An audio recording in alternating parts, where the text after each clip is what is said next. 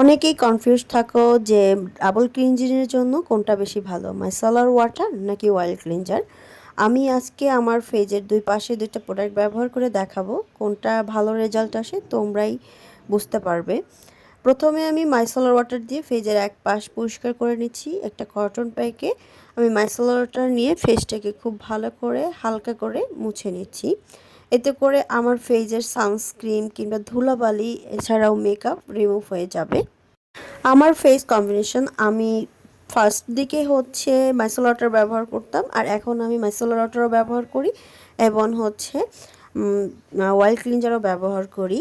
আমি যেদিনকে ভারী মেকআপ করি ওই দিনকে আমি অয়েল ক্লিনজার ব্যবহার করি, এছাড়া অন্য দিনে আমি বেশিরভাগ টাইমেই হচ্ছে মাইসেলার ওয়াটার ব্যবহার করে থাকি। এবার আমি আমার হাতে কয়েক ফোঁটা অয়েল নিয়ে আমি আমার ফেজের এই পাশটা পরিষ্কার করে নিয়েছি। জাস্ট আমি একটা বার ফেসটাকে মুছিয়ে নিয়েছি, আর আমার ফেস থেকে একদম মেকআপ রিমুভ হয়ে গেছে। দেন হচ্ছে আইশ্যাডো, আইলাইনার সব কিছু রিমুভ হয়ে গেছে। অয়েল ক্লিনজারটা একদম ডিপ ক্লিন করে ফেলে স্কিনটাকে।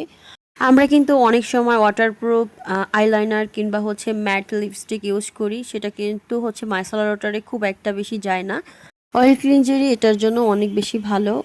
সানস্ক্রিন কিংবা ধুলাবালি দেন হচ্ছে ভারী মেকআপ তোলার জন্য কিন্তু অয়েল ক্লিনজারই বেস্ট। তারপরে আমি হালকা একটু পানি নিয়ে অয়েলটাকে একটু মিল্কি টেক্সচার করে নিচ্ছি, এতে করে কিন্তু অয়েলটা ফেস থেকে একদম উঠে আসে। এছাড়াও কিন্তু স্কিনটা একদম ডিপ ক্লিন হয়ে যায়।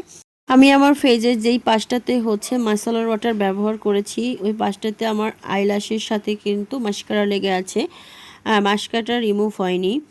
আর অন্য পাশে আমি যে অয়েলটা ব্যবহার করেছিলাম, অয়েলটা দেওয়ার পরে কিন্তু কোনো মাস্কারাও ছিল না, একদম ক্লিন হয়ে গেছে। আর এবার আমি একটা ফেস ওয়াশ দিয়ে ফেসটাকে ওয়াশ করে ফেলেছি। আর এবার দেখাচ্ছি যে ওই পাশটাতে এখনও আমার চোখে মাস্কারা আছে, আর এই পাশটা একদম ক্লিন আর স্মুথ হয়ে গেছে।